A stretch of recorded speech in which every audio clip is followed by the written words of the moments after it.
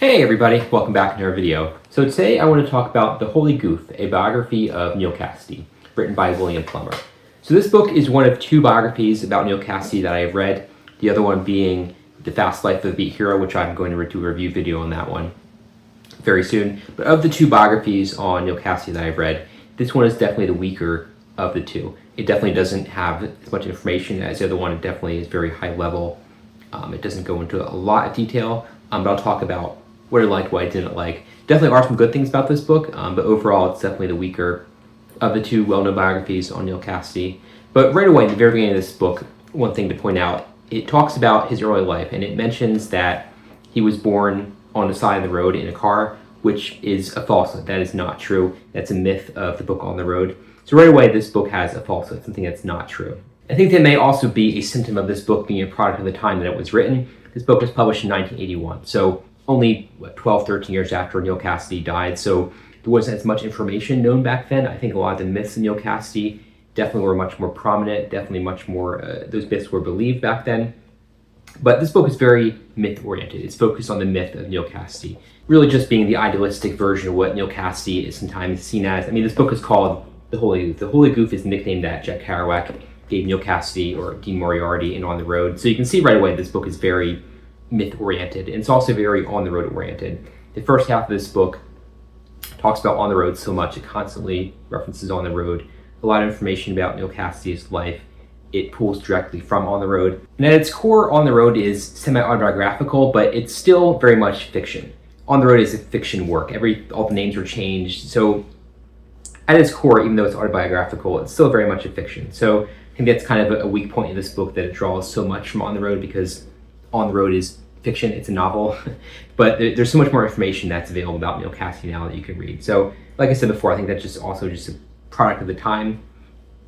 But also this book just doesn't go into a lot of detail about things. It has a lot of background on Allen Ginsberg and Kesey. It goes into a lot of detail about other people who influenced Neal Cassady or were influenced by Neal Cassady. And given that this book is only, like 178 pages long, there's not a lot of room for extra stuff. And this book definitely fills with a lot of extra stuff that just, I think, doesn't work well in this book, because the book is so short that it should be focused more on Neal Cassady. I mean, that information is definitely relevant. Like, if you don't know anything about the Beat Generation, anything about counterculture in the 1960s, it might be worth knowing some more information about that. For someone who's very familiar with Neal Cassady, familiar with American counterculture, I think it just kind of takes away from the book. And even though this book is very on-the-road oriented, I think it also demonstrates how On the Road consumed Neal Cassady after it was published in 1957. After On the Road became well known, Neal Cassady kind of became the character. He just kind of couldn't hide from this legacy that On the Road created for him. So I think it kind of demonstrates how On the Road kind of destroyed Neal Cassady in the end. Because this book really subscribes to the myths about Neal Cassady, it just shows how so many people just think of that when they think of Neal Cassady. And this book definitely demonstrates how Neal Cassady tried to live a somewhat normal life after the events that are depicted in On the Road. He definitely tried to be a family man. He definitely tried to settle down, but that just wasn't going to happen. He wasn't the kind of person that was going to be a very successful family man. He just kind of bounced around between different wives and girlfriends and mistresses, and just wasn't a very nice person at his core. I mean, he's definitely a very interesting person to read about. He definitely influenced a lot of people, but he's not a very nice person when you really read about him. And I really like how this book demonstrates that Neal Cassady wasn't a very well-known person for the majority of his life. I like how it talked about the Sixth Gallery reading, where all these famous beat poets read poetry, and that was kind of the kickstart of the Beat Generation entering the attention of people throughout the United States. But he was at the Sixth Gallery reading as someone just watching. He didn't speak at it, but I like how it talked about how he didn't really know anyone there. He was just kind of this unknown person who was in the background, yet he was really the person who was so central in inspiring Allen Ginsberg and Jack Kerouac. But he really wasn't well known until On the Road was actually published in 1957. That's where he really entered common knowledge amongst people who were interested in the Beat Generation and counterculture. And this book touches very briefly on Neal Cassady's interest in the writer Edgar Cayce, who is a Catholic person who had a lot of philosophy about reincarnation and a lot of strange mysticism and just very strange things about religion that he wrote about. And it touches very briefly on his interest in that, and it compares that to Jack Kerouac's interest in Buddhism, how Jack Kerouac and Neal Cassady kind of had very similar outlooks on life, similar beliefs, yet they were drawn to two different ideas that were trying to basically do the same thing at their core. And I think this difference between Neal Cassady being interested in Edgar Cayce and Jack Kerouac being interested in Buddhism definitely was something that I think drew a line between the two of them and was definitely a contributor to them kind of falling out and going separate ways during the 1960s. And I also thought it was kind of sad how Neal Cassady's wife, Carolyn Cassady, used the ideas of Edgar Cayce to justify staying with Neal when Neal was such a horrible husband to her. She just kind of used it as an excuse to look at him and just think, oh, he would need to work on that, or, you know, we were destined to be together, or just kind of looked at in this strange kind of religious way of justifying all the terrible things that he did throughout his life. After On the Road was published, Neal Cassady started to become well known. He definitely gained a reputation of being Dean Moriarty from On the Road. He definitely started to become known as that character throughout San Francisco. And that ultimately contributed to his downfall, because as he became known as a real-life Dean Moriarty and people started to become fearful of the ideas of the Beat Generation, he was set up by the police. He sold marijuana to undercover agents, and he was arrested. And he was sentenced to jail for two years to life. I believe it was his sentence, but he only ended up serving, I think, 2 or 3 years of that sentence. But that definitely led to his arrest, and I think his arrest definitely was a turning point in his life, because with the arrest, during the trial, he was explained as being a friend of Allen Ginsberg, who was known for being the author of the poem Howl. And this is right after the Howl trial, where the publisher of Howl was charged with publishing obscene work, and Allen Ginsberg was definitely in the media for being, you know, a figurehead in this Beat Generation that a lot of people didn't like, that just kind of saw as promoting crime and delinquency during the 1950s.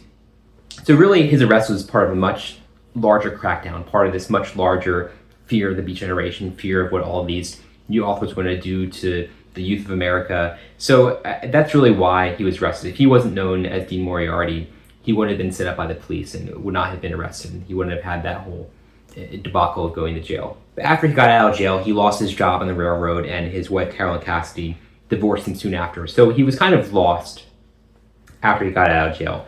And that's where the next part of his life really begins. And that's when he went to Ken Kesey.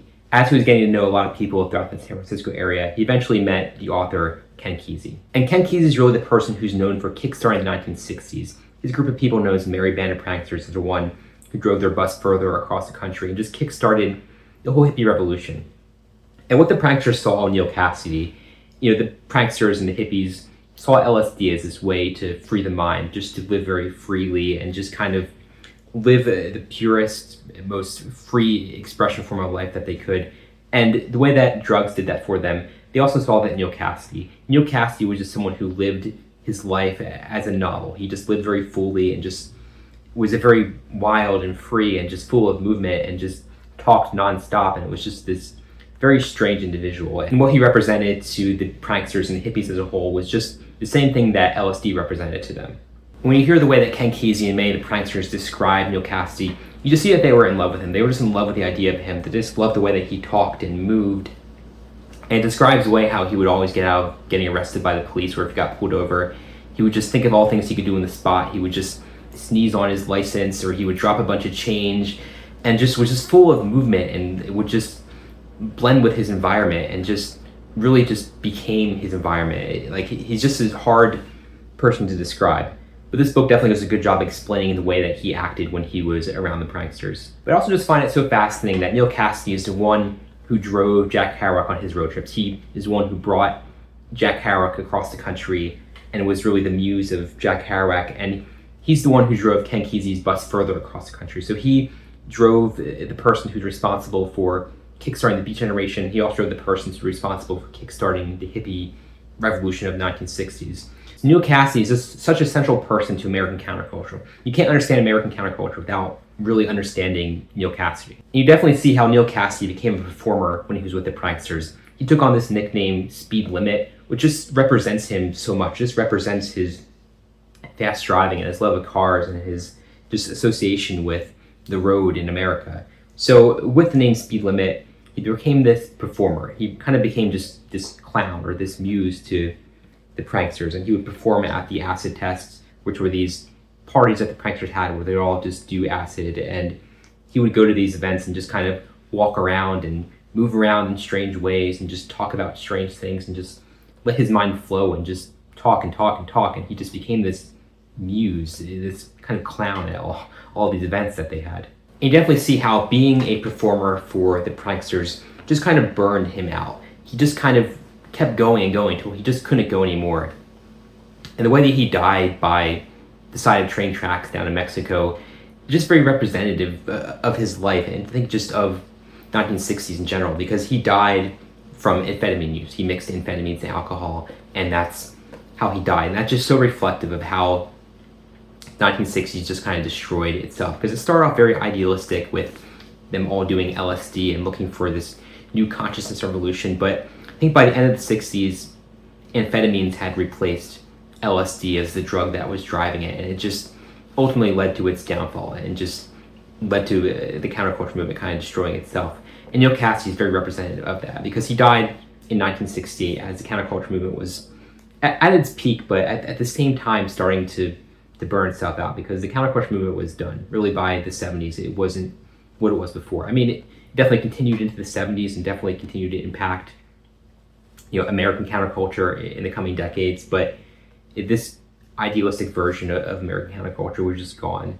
And I think Neal Cassady's life is very reflective of that. But when you read about Neal Cassady's life, there's definitely two distinct phases of his life. There's the beat phase and the Ken Kesey hippie phase. During the phase where he's associated with Jack Kerouac, his life is very linear. It's very easy to follow. It's very an easy story with events along the line. But when he's involved with Ken Kesey, his life is just all over the place. He kind of embodies this non-linear life. His life doesn't read in a linear story after he gets involved with Ken Kesey, and it's just he just moves everywhere and goes everywhere and does everything at once, and you just see how that destroyed him. And I also find it interesting how Neal Cassady really just knew everyone in American counterculture in the 1950s and 1960s. He really touched the lives of everyone. He knew Jerry Garcia very well, he knew Wavy Gravy very well, and Ken Kesey, Jack Kerouac, Allen Ginsberg, the list goes on and on and on. He just influenced everyone during this time period. But at the same time, he's also a very unknown person. I mean, he's known, but also unknown at the same time. He was kind of this behind-the-scenes figure who just influenced everyone and was just at the heart of everything, yet at the same time, he's just this person who died by the side of the railroad tracks in Mexico. So this book does a very good job demonstrating what Neal Cassady meant to Ken Kesey and the Merry Band of Pranksters. And it does a good job explaining what he was during the on-the-road years, what he represented to Jack Kerouac, but I think it does that too well. It just kind of focuses too much of his life on the road, where there's so much more to his life before him getting involved with Ken Kesey. I think it just kind of glosses over a lot of details that I think this book should get into. So I think it covers his involvement with Ken Kesey very well, but I don't think it covers his involvement or his life before that very well. I think it could do a better job doing that. Like I said, it just kind of glosses over a lot and just goes into a lot of details of people that he knew, people he inspired, where I think it would have been better for the focus more on him during the earlier parts of this book. But this book is definitely good for a high-level overview of Neal Cassady. If you know nothing about him, you just want to get a quick overview of what he was, this is definitely your book. But if you want to really understand him, I would say the other biography on Neal Cassady is definitely much better one, which I'm going to do a review on that one very soon. But like I said, this book came out in 1981, so a little bit dated. A lot more information is known since then. That definitely, I think, hinders this book. It makes it not so strong of a biography today.